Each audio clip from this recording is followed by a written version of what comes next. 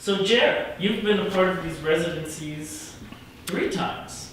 Oh, okay. Specifically playwright Specifically residencies. the playwright residencies. What have the playwright residencies been for you in general?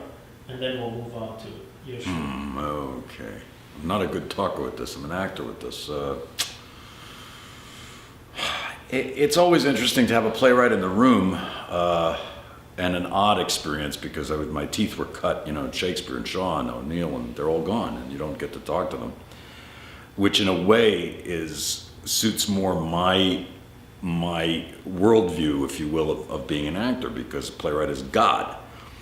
And as with scripture, God's not there. God is quiet. God is in the text. He's in the spaces between the text. He's in the punctuation. He's not, he or she is not in the room with you. So it's a very strange experience a little, and daunting in that way. I can remember doing a Teresa Rebeck play, for example, at the Lyric Stage over the past decade, whenever it was. And she came to see it. She spent time in Boston, and she was hanging. And on this day, I couldn't even move. I was so scared, tense, as if you preached a Bible all your life, and all of a sudden you hear God is going to be in the house, and so be careful what you say or how you say it, because he can at any moment, or she can at any moment stand up and go, "That's not what I meant. That's not what I wrote." And there you go, and you have you're wearing no clothes all of a sudden. So the residencies in effect are a little bit scary in that sense. As you can tell, I'm completely over it. Because I think the way I got over it is a mental construct. I just pretend that Joshua's in the room now, and Chana was in the room then, and Gilad was in the room then, and you can't function if you're quaking. So you make the mental note and your mental gymnastics of just saying, well, okay, he's just a guy, it's just another gal in the room, and you're working on the play, and the playwright's God, and the playwright's not here.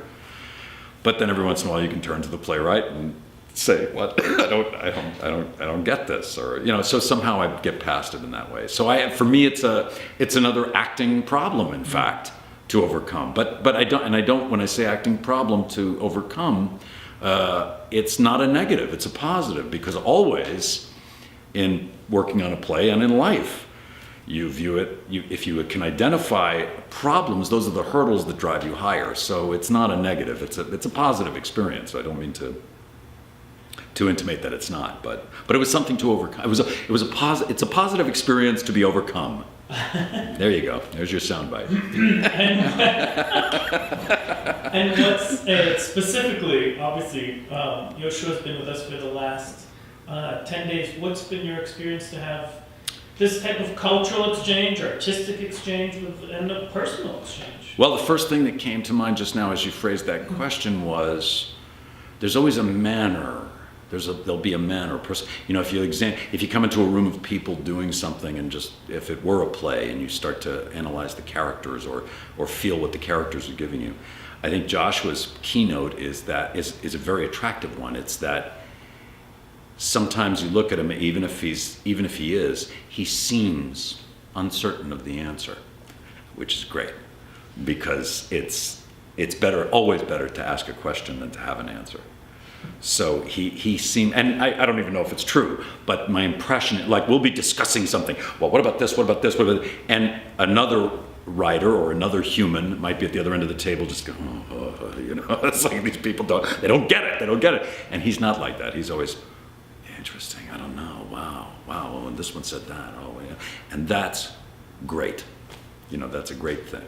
And what's been your experience doing, you've done 6 or 7 Israeli plays now, probably. And a few others, not just Israeli. And a few others. Swiss, German. But the Israeli ones, what's been your experience dealing with this Israeli perspective? What do you think happens in this?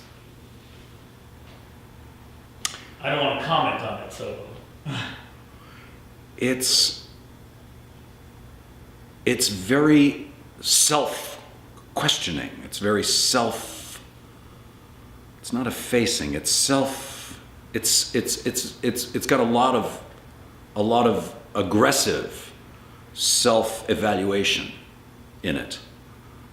The characters, the stories are always there's a lot of British drama that's self-congratulatory, in most cases rightly so, but always British drama doesn't seem to be self-questioning. Most American drama doesn't seem to be self-questioning. It might be if there is a leftist political slant on any American drama, it's generally self-attacking.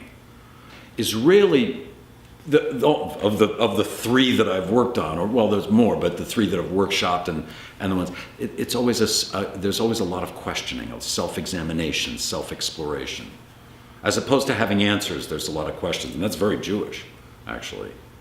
Jews always value questions more than they do answers, or the general cultural flavor of being Jewish is more about questions being more valued than answers.